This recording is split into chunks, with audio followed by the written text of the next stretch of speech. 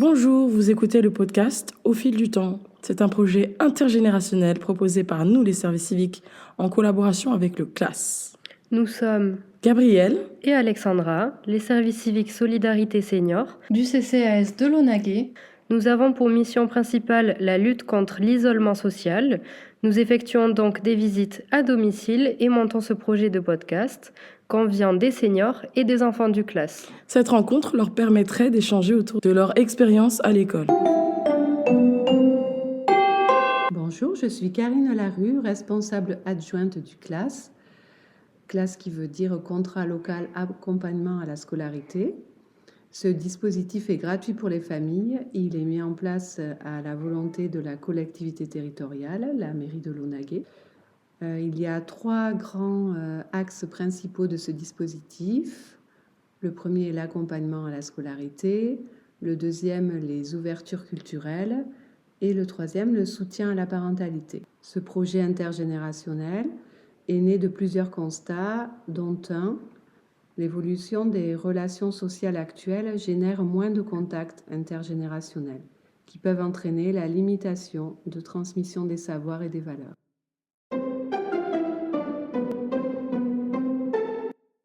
Nous sommes en présence de nos invités. Déborah, 39 ans. Kenza, 10 ans. Jean-Claude, 82 ans. Karine, 51 ans. 6 ans. Marcel, 76 ans. Thérèse, 70 ans. Raphaëla, 10 ans. Alile, 78 ans. Mia, 7 ans. André, 88 ans. Votre époque, c'était quoi votre jeu favori à la récréation? Vous jouez à quoi? Les boules. Des petites boules en verre avec des jolies couleurs. Et alors, le concours, c'était de gagner des grosses boules qu'on appelait des boulets. Et toi, Mia, tu connais ce jeu? Est-ce que tu joues aujourd'hui avec des boules aussi à la récréation? Non? Tu joues à quoi, toi, quand tu es dans la cour avec les copines? Touche-touche. D'accord. C'est quoi le but du touche-touche? C'est quand par exemple il y a un camp et on doit sortir du camp et il y a un loup et il faut qu'il nous touche. Et tu aimes d'autres jeux? Tu joues à d'autres choses? À loup glacé. Tu préfères touche-touche ou loup glacé? Loup glacé. Et Aline, à votre époque, vous jouiez à quoi? Je jouais à cache-cache. Il y avait des arbres dans la cour de récréation, on se cachait derrière. Et on essayait qu'on ne nous trouve pas. Thérèse, à vous, vous jouez à quoi à l'époque? Alors, je jouais à la marelle, à cache-cache, au ballon prisonnier, quelquefois aux billes. Et toi, Raphaëla, c'est quoi ton jeu favori pendant la récréation? C'est cache-cache, touche-touche. Il y a aussi loup glacé. Et aussi, il y a la police et aux voleurs. Et Jean-Claude, du coup, à la récréation, il jouait à quoi à l'époque? Bon, on jouait aux billes. Et à l'époque, ça remonte loin, il n'y avait pas la mixité. Il y avait garçons, une école garçons et filles. Et on avait des élèves de 6 ans qu'à 14 ans. Parce qu'à 14 ans, ils passaient le certificat d'études. Et nous, dans la cour de récréation, les petits, il fallait rester calme. Parce que quand les grands jouaient aux billes, on les regardait, il fallait faire silence. Et on jouait quand ils nous donnaient pratiquement l'autorisation. C'était notre monde. Parce qu'à 6 ans, vous rentrez à l'école et en face de vous, vous avez des garçons de 14 ans, vous vous sentez un peu petit. Celui qui touchait la bille gagnait. Alors il y avait des billes en terre et des billes en verre. Et certains étaient à droite, c'était extraordinaire, je me rappelle. À 3 mètres, ils touchaient les billes. Et nous, on était en admiration devant l'adresse des grands, nous les petits. Il y avait aussi des grosses billes, c'est ça? Des boulards. Des boulards. On appelait ça des boulards. Une petite bille valait un boulard. Ah oui. 2 petites billes. 10 petites billes. Oui, 10. Valait un boulard. Kenza, toi, tu joues à quoi à la cour de récréation? À touche-touche, loup glacé. C'est quoi le loup glacé? C'est différent du touche-touche, non? Oui, c'est en fait il y a un loup et le loup il doit essayer de toucher les autres personnes. Et donc quand on touche la personne, elle est glacée et une autre personne doit la toucher pour qu'elle soit délivrée. Et du coup, vous jouiez au même jeu à l'époque, et aujourd'hui ou non? Oui. Oui, ça existe toujours? Oui. Les 50. Le touche-touche, on l'appelait pas touche-touche, on l'appelait gendarme et voleur, je pense. Oui, peut-être. Et est-ce que le jeu de l'élastique, je ne sais pas si ça se fait toujours, existe? Si, ça existe Oui. toujours. Les filles. Mais, Il y en avait à votre époque aussi, oui. non, l'élastique? Est-ce que vous avez des questions à vous poser les uns aux autres? Pourquoi ils étaient séparés et pas ensemble? Ah oui, c'est une bonne question, ça. Eh bien, je sais pas, c'était à l'époque, c'est comme ça. C'est comme ça a toujours été ainsi. Les garçons recevaient un certain enseignement, les filles recevaient un autre enseignement. La Et on était couture, il y séparés. avait la différence, il y avait la couture. La les couture, filles, oui, oui. je me souviens, parce que nous, qu'est-ce qu'ils faisaient? Parce que nous, c'était mixte, mais nous, on avait couture, et les garçons, ils avaient dessin, je crois. En quelle année on a commencé à avoir des stylos à l'école?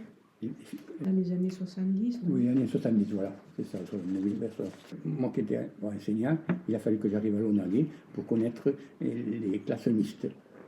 Au début de mon métier, j'avais des classes, soit garçons, essentiellement garçons, les filles rarement. Il a fallu que j'arrive à l'ONAG pour connaître la mixité. Donc ça remonte pas très loin, à 70 par là, vous voyez. Moi, j'étais toujours dans le mix. Mais avant, Moi, c'était mixte. J'étais à l'école à Lonaguet. c'était mixte. L'école où il y a actuellement la poste et l'école de musique, c'est là où j'ai été Oui. petite, jusqu'au CM2. Après, je suis allée au collège. Mais ce que je voulais dire, c'est que dans les communes, des fois encore, dans les villages, quand on passe, qu'on voit des écoles, il y a écrit école de garçons, école de filles. Parce que c'est resté sur les façades. Donc, voilà. C'était marqué à l'ONAG à l'ancienne école. Alors, D'un côté, il y a écrit garçon, de l'autre côté. Mais moi, j'ai connu mixte quand même. Ah bon? Ah oui, c'était déjà mixte, moi. je suis allé à la poste hier et j'ai remarqué qu'ils ont enlevé les plaques qui signalaient garçons et filles. Elles n'y sont plus. Je me suis premier, ouais, parce qu'il y a des thèmes. J'ai regardé hier. Et en fait, ils ont enlevé les plaques, c'est marqué filles et garçons, mais aussi à un moment, à l'école de musique, il y a une sorte de plaque en gris, c'est marqué, c'est marqué le Naguet, et avec une date où c'est marqué 1902, et j'ai pas pu retenir, mais ça marque. C'est la date de l'inauguration de l'école. Et Thérèse, dans la classe, vous écrivez avec quoi? Des stylos billes? Alors moi d'abord, au stylo plume. On avait un stylo plume et on le trempait dans l'encre, un encrier qu'on remplissait régulièrement. Quelqu'un était dédié, enfin responsable de l'encre et remplissait les encriers. Enfin, on portait une blouse. Oui, voilà, une blouse. Mais chacun avait la sienne, il n'y avait pas une couleur imposée. Et on avait les buvards. On avait les buvards. Il fallait éviter les taches, parce que la sévérité était marquée à l'époque. On avait le buvard, le poêle au fond de la classe qu'il fallait alimenter. Et puis en fin d'année scolaire, on cirait nos bureaux, parce qu'on avait des formes des bureaux style pupitre qu'il fallait à la fin de l'année cirer et faire briller. En fait, notre bureau, t'as une table et en bas, t'as une sorte de casier, il est rectangulaire. T'as un petit peu d'espace, c'est là où tu ranges tes cahiers, ta trousse, ta C'est règle. verni. Tu écris aussi avec des stylos plumes ou on doit mettre Non. de l'encre? Nous, on écrit avec des stylos bic, donc stylo avec un plastique et dedans, t'as de l'encre. Et aussi à l'époque, on obligeait les gauchers, L'écrire. on leur imposait d'écrire à main droite. C'est ça. Ouais. Et pour eux, c'était terrible, alors que maintenant, on est devenu bien plus indulgent. Tandis qu'à l'époque, il fallait écrire à main droite. Dans certains métiers, ça sert d'être droitier, quoi. Mais on l'imposait. Et pour certains gosses, c'était très difficile. Ils étaient montrés du doigt. Il avait le droit de dessiner avec la main gauche, mais pas d'écrire. Pas d'écrire. Et après, il s'approchait la table, il tremblait. Et les ardoises aussi, à la craie. À l'époque, la craie, c'était la reine de la classe. Là, on avait des ardoises et on écrivait à la craie. Au tableau, on écrivait à... Imaginez aussi la poussière, des fois. Hein? Maintenant, c'est bien. Avec une éponge, dans une petite boîte, une éponge qu'on mouillait. On avait les bûchettes aussi. On mettait des paquets de bûchettes au fond de la classe. Et on les rangeait dans des boîtes. Parce qu'on avait le droit de prendre la boîte le matin, mais après les maths finies, il fallait ramener la boîte sur le meuble au fond de la classe. Et aussi, pour les calculatrices, vous avez des lignes avec des sortes de perles sur des barres en fer. Et en fait, t'en as 10 sur chaque ligne et ça t'aide à faire les soustractions, les multiplications et les additions. On appelait ça les bouliers, je crois. les boules. Et vous, les enfants, à la cour de récréation, vous jouez avec des cartes en ce moment?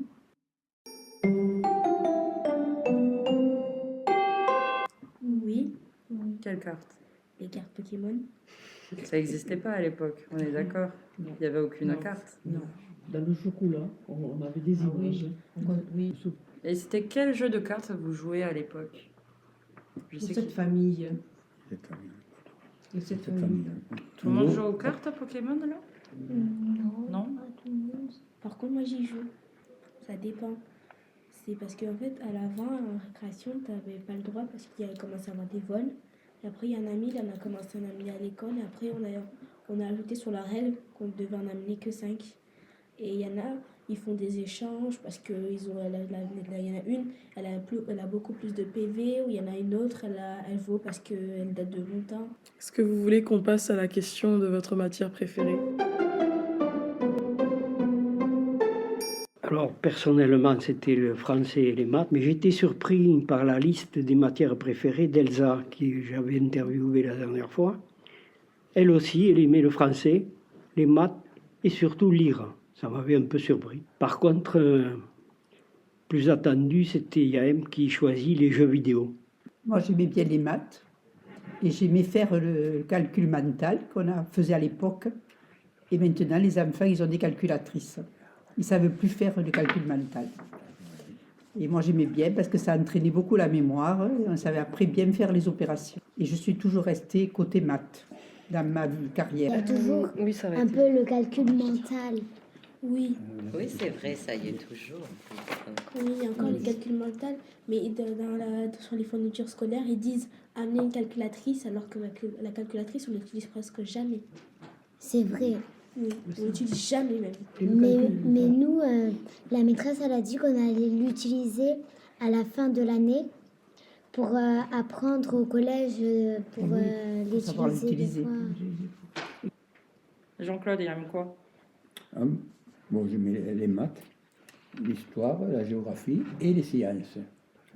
Mais à l'époque, on ne sortait pas trop de l'école. Par la suite, quand j'étais enseignant, au contraire, moi, j'aimais faire sortir les enfants un peu de l'école. On allait planter des arbres, on allait ramasser des champignons, tout ça. On sortait de l'école. Tandis qu'avant, on était cloisonnés dans l'école. Et la première fois qu'on est sorti, je crois, c'est pour aller à la piscine, les cours de piscine. On était heureux comme tout, on allait apprendre à nager. Mais l'école était cloisonnée, on ne sortait pas beaucoup de l'école. Tandis que par la suite, maintenant, on essaie de faire sortir les enfants pour les intéresser au monde extérieur. Thérèse, la matière préférée? Ma matière préférée, j'aimais beaucoup le français, les maths aussi, et puis j'aimais beaucoup lire. Oh, on a beaucoup de personnes qui aiment les maths là. Qui l'eût cru? Vous avez bien de la chance. Hein. C'était très vivant. Est-ce qu'à l'époque, vous aviez des bons points quand vous travailliez bien à l'école? Des bons points. Ça dépend dans les premières classes. Oui, les Au petits. CP, au CP surtout. Chez les Après, petits, bons points d'image. Jusqu'au certificat d'études. Et il y avait même un tableau d'honneur. Oui. Un tableau d'honneur, Et j'ai eu le tableau d'honneur, donc je peux en parler. Mais c'était avant le CM2. Oui, mais chez nous, avec Madame Bétain, quand tu faisais un bon comportement, tu étais bien, elle te donnait une image. Et si jamais tu as plus de 10 images, elle va te donner un petit cadeau, mais personne n'a réussi à avoir 10 images. Et ces points, elle peut les reprendre ou pas? Oui, après elle te les reprend vers la fin de l'année. Mais elle te les reprend pas si tu n'as pas très bien travaillé. Bah, t'en enlèves un en moins, non? Si. Oui, elle en enlève un en moins. Ça dépend de ton comportement. Et puis à notre époque, on avait des classements, on était toujours classés. Et à la fin de l'année, il y avait une distribution de prix et de diplômes. Les meilleurs élèves recevaient des livres en prix, du 1er au 5e, je crois, et du 5e au 12e, c'était un diplôme. La fête avait lieu à la fin de l'année. D'abord, il y avait un spectacle réalisé par les enfants, devant les parents, et après, il y avait cette fameuse distribution des prix. Alors, souvent, les parents étaient plus fiers que les enfants. Il y a aussi un spectacle de fin d'année. Ça remonte loin, hein. Ça remonte à On danse. 70 ans. On demande à chaque enfant que leurs parents fournissent du jus, des gâteaux, Des bonbons. des serviettes, des pailles. Et là, pour le carnaval, on va faire ça le jeudi 10 avril. Et on a prévu que, en fait, on fasse un petit défi déchets parce que l'année dernière, il y a 2 ans, il y avait trop de déchets. Alors, j'ai demandé à M. Zenato qu'on fasse un défi déchets. La classe qui a remporté ce défi, c'est celle qui a respecté le défi de ramasser tous les déchets. Et vous faites des tables de multiplication, il faut les savoir par cœur. Hein. Oui, on fait de 1 à 10. Comme nous. Hein. Et on retourne là. Et après, en ce moment, là, on a appris celle de 11. Par exemple, 35 fois 11. Dans la technique que le maître nous a appris, tu dois faire... 5 et 3, 8. Et le calcul mental, vous le faites toujours sur une ardoise que l'on retourne. Non, on fait ça dans le cahier maintenant. Non, nous, on le fait toujours un peu. D'ailleurs, jusqu'au CM2, on ne disait pas les maths, on disait l'arithmétique. Et ce n'était pas des mathématiques comme maintenant, vous avez connu et tout même ça. calcul. On disait le calcul. On disait Du du calcul. calcul. Français ou calcul. Arithmétique. On ne disait pas mathématiques. Et nous, tous les matins, on avait la leçon de morale. Ah oui, Vous oui. vous rappelez? Affiché au tableau. Tous les matins, on avait droit à la leçon de morale. Affiché au tableau. Affiché au tableau. Nous, tous les matins, avec notre maître, on fait une petite dictée. Après, au bout de 3 entraînements, on fait une dictée bilan. Au bout de plus de 3 fautes, tu dois recopier toute ta dictée sans faute. Mais ils ont de l'instruction civique maintenant, non? À la place de la morale. Hein. Vous en faites de l'instruction civique? Nous, on fait de l'EMC, donc ça veut dire de l'enseignement moral et civique. C'est ça. Exact. Oui, donc en fait, vous parlez un C'est peu de votre comportement, de ce qui s'est passé, ce que vous ne trouvez pas très très bien. Voilà. Nous, la dernière fois, on avait fait ce qui nous plaisait pas dans la cour, au centre ou à la récré, enfin en classe. Et donc, le problème, on essayait d'en parler, mais il fallait pas écrire notre prénom. Pour régler en quelque sorte le problème et pour que la personne comprenne. Ah oui, on faisait ça avec Madame Bétain. Ça, c'est bien. C'est bien ça. Oui, c'était une maîtresse. On avait une maîtresse. C'est anonyme. Tu dis Oui. pas le prénom, c'est anonyme. Et donc, aussi, on le faisait en pièce de théâtre. Avant, on était dans la même classe chez Madame Bétain, en CE2. Et donc, elle était super sympa. On était aussi pour regatter avec elle parce qu'on nous achetait des casse-têtes, on nous avait acheté un poisson. Ah oui, Plein de aussi un petites- papillon. Oui, un papillon. Si, il y avait le papillon. Peut-être que vous avez fait ça en semaine, mais nous, on n'a pas eu de papillon. Ah oui, si, on a eu un papillon. Et aussi, souvent aussi, on nourrissait les oiseaux pour l'hiver. Et il y a faisait aussi, des petits projets. on avait eu le poisson. Oui, Nemo. Nemo, il est mort à cause d'un chat. Ah oui. Et aussi, ce qu'on faisait de bien avec Madame Bétain, c'est souvent, en fait, elle nous donnait 3 papiers. Papier de félicitations, papier de problème et papier de comment on peut améliorer la classe. Et le papier, souvent, il y a des personnes qui marquaient sur le problème. Et oui, tu marquais pas et disais, j'ai eu un problème, par exemple, j'ai eu un problème avec une amie, on s'est disputé et elle m'a insulté. Si je voudrais bien le régler. Et par exemple, et la personne, si elle se sent reconnaissante, elle peut en parler avec la maîtresse et vont essayer de régler le problème. Par exemple, aussi sur le papier bleu, tu peux marquer félicitations Kenza parce que je te félicite pour t'avoir amélioré pour la lecture, telle matière. Dans la chance, vous pouvez dialoguer avec les enseignants, avec votre maître maîtresse. À notre époque, le dialogue n'était pas possible. Comment ça se passait à l'époque, le dialogue? Il y avait un grand respect pour les enseignants. Les élèves, bon, ils ne faisaient pas n'importe quoi par rapport à l'enseignant qui était Le statut du quelqu'un enseignant. qui était respecté, voire vénéré, parce qu'il avait le savoir. On n'en a pas parlé, mais peut-être que les choses ont changé. C'est aussi parce que l'enseignant, c'était celui qui avait le niveau scolaire quasiment le plus élevé dans les villages. Alors que maintenant, évidemment, que c'est plus pareil. Il y a des parents d'enfants qui ont des diplômes supérieurs à un enseignant. Et d'ailleurs, le statut d'enseignant, dans la valorisation de la société, a nettement baissé par rapport, par exemple, aux industriels, aux informaticiens. Et donc, c'est la dévalorisation à la fois par le salaire et à la fois par le contenu du diplôme. Vous, les seniors, est-ce que vous avez un message à faire passer à la jeunesse? Que c'était très différent puisque ceux qui allaient jusqu'au CM2 passaient un certificat d'études et il y en a qui attendaient le certificat d'études pour passer dans la vie active. Il n'y avait pas le CAP ou l'université ou le lycée, je veux dire. Par contre, certains arrêtaient vers le CM1, CM2 pour aller passer l'entrée en 6e qu'on appelait et aller vers l'enseignement du second degré. Le lycée. Et nous, on passait un certificat d'études. Moi, j'ai fait partie de la liste des gens à qui on a refusé de passer le certificat d'études à 13 ans, alors que j'aurais pu le faire. On m'a fait attendre 14 ans pour passer le certificat d'études. Je n'ai pas eu le droit de le passer avant. La date de naissance. Et donc, j'ai perdu des années, là. Du coup, ensuite, pour me rattraper, j'ai passé un concours d'entrée en 4e. Et donc, je suis passé du certificat d'études à la 4e dans un lycée technique. Bon, après, ça s'est bien passé, mais bon, ça aurait pu se passer mal.